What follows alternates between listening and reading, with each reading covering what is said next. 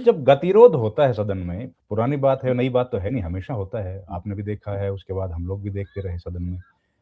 तो वहीं पर तो ज़रूरत पड़ती है ना सर स्पीकर की।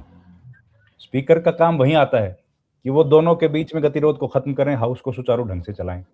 पर यहाँ तो स्पीकर जैसा पद जो है वो इतना ज़्यादा लगता है कि दबाव में काम कर रहे हैं या एक कार्यकर्ता के तौर पर काम करते हुए दिख रहे हैं। स्पीकर वाली भूमिका में कभी दिखते ही नहीं है ओम बिड़ला।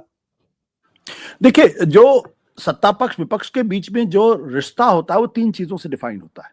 एक, नेता विपक्ष और सदन के नेता के बीच की केमिस्ट्री क्या है। दूसरा, स्पीकर और चेयरमैन साहब, उनकी कर्तव्य परायणता क्या है, नियमों को लेकर उनकी दृष्टि क्या है। और तीसरा, पार्लियामेंट्री अफेयर्स मिनिस्टर्स का बर्ताव कैसा है।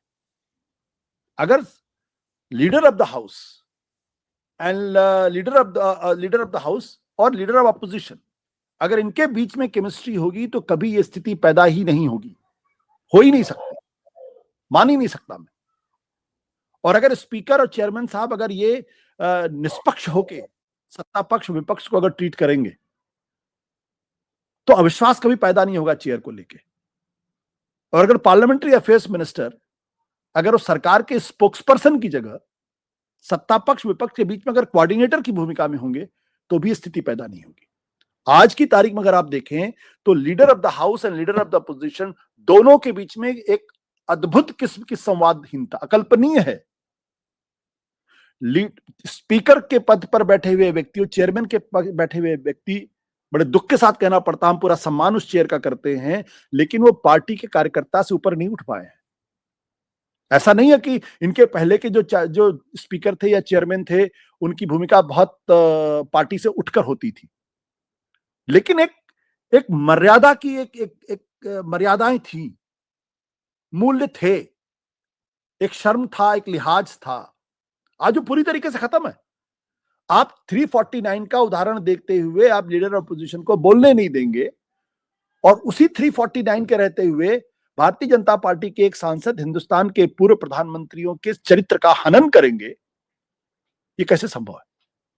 अगर राहुल गांधी इसलिए किताब नहीं पढ़ सकते थे क्योंकि वो किताब पब्लिश नहीं थी, जैसा कहा गया, मेरा तो मानना किताब पब्लिश थी और उसका राष्ट्रपति का अभिभाषण से कोई लेना देना नहीं था, तो जो सांसद महोदय किताब का उद्धरण करके नेहरू, इंदिरा गांधी और सोनिया गांधी के चरित्र पर हमले कर रहे थे, उसका राष्ट्रपति के अभिभाषण से क्या लेना देना था। और क्यों उसको अलाउ किया गया, क्यों लगातार बोलने दिया गया, क्यों उनके खिलाफ कार्रवाई नहीं हुई।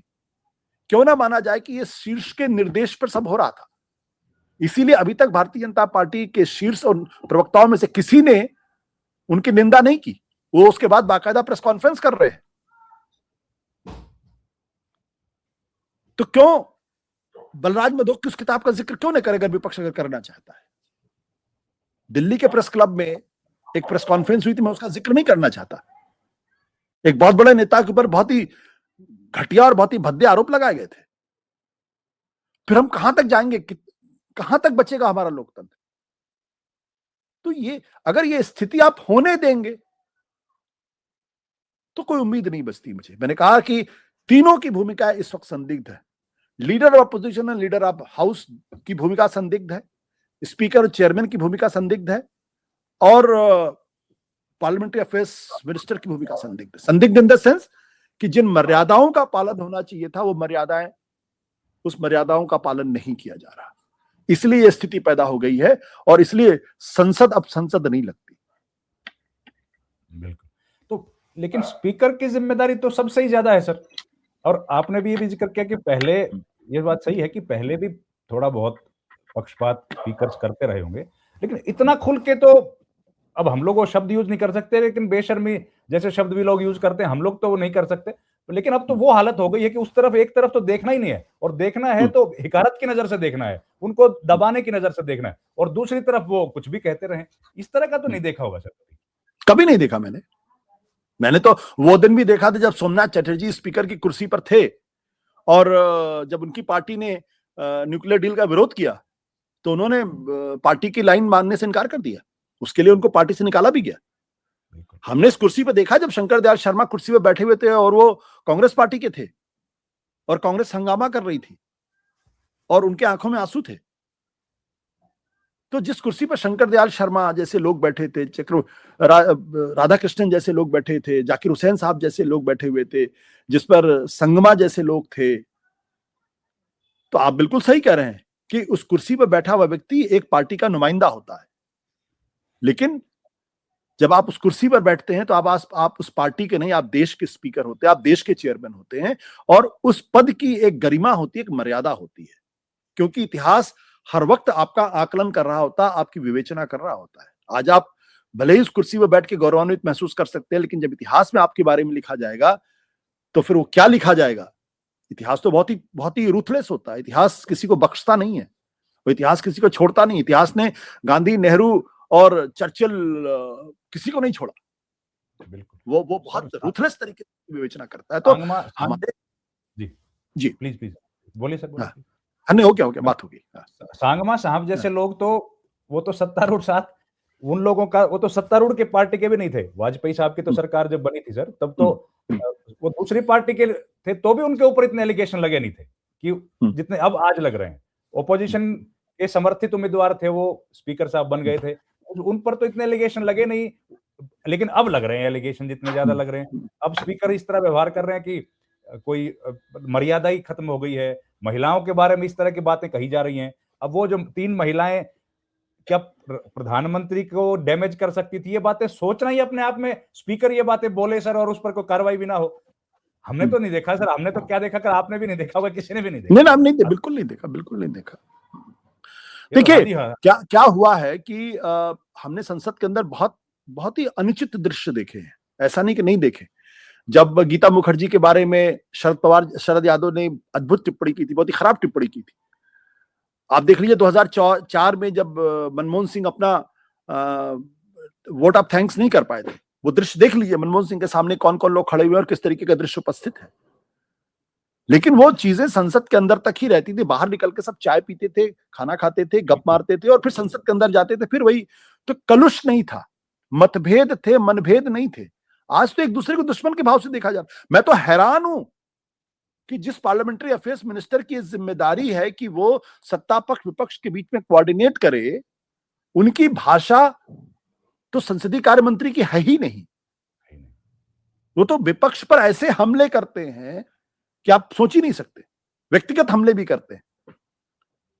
तो ये पूरी जब परिभाषाएं इस तरीके से बदल जाती हैं, जब कर्तव्य का पूरा निवारण अलग तरीके से होने लगता है, तब ये निश्चित तौर पर मान लीजिए कि हमारी संसदीय परंपरा, हमारे जो मूल्य हैं, वो बहुत तेजी के साथ नीचे जा रहे हैं, और किस हद तक गिरेंगे इसका कोई अंदाजा नहीं। कल अगर इस संसद के अंदर अगर मारपिटाई हो जाए तो मुझे कोई हैरानी नहीं होगी, क्योंकि आज स्थिति वहां तक पहुंच गई है।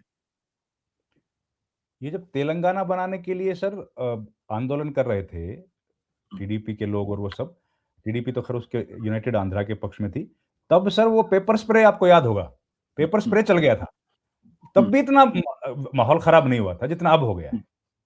पेपर स्प्रे लेके आ गए थे सांसद, आपको याद होगा सर। देखिए, मैंने कहा ना कि दुनिया की कोई भी ऐसी संसद नहीं है जहां पर इस तरीके का की श्रृंखलता नहीं होती।